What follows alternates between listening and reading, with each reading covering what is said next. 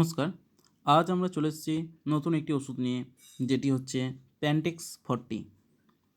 আজ আলোচনা করব এই ওষুধটির ডোজ, ইউজ এবং এর সাইড এফেক্ট এবং কম্পোজিশন সম্বন্ধে। এই ওষুধটি হচ্ছে একটি পিপিআই গ্রুপের আন্ডারে অবস্থিত একটি ওষুধ, যার মেন কম্পোজিশন হচ্ছে প্যান্টোপ্রাজল 40 mg। এটি হার্টবার্ন, অ্যাসিড রিফ্ল্যাক্স এবং পেপটিক আলসার এই ধরনের যে চিকিৎসার ক্ষেত্রে এটি ব্যবহার করা হয়ে থাকে। এটি সাধারণত যে পেটের আলসার এবং অ্যাসিডিটি প্রতিরোধ করতে ব্যবহার করা হয় এই ওষুধটি। প্যান্টেক্স 40 বাদ দিয়েও আরও কিছু বাজারে জনপ্রিয় নামে এই ওষুধটি পরিচিত, যেমন প্যান 40, প্যান্টপ 40, প্যান্টোসিড 40।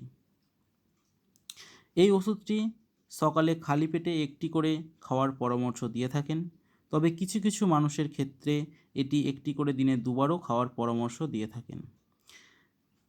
এই ওষুধটি খাওয়ার কিছু কিছু সাইড এফেক্ট রয়েছে, যেমন গা বমি ভাব বা বমি হওয়া, মাথা ঘোরা, পেট ফাঁপা, ডায়রিয়া অথবা পেট ব্যথা।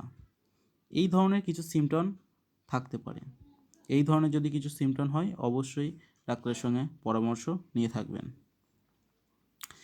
এই ওষুধটি এমআরপি 135 টাকা। এটি 15টায় ট্যাবলেট আছে।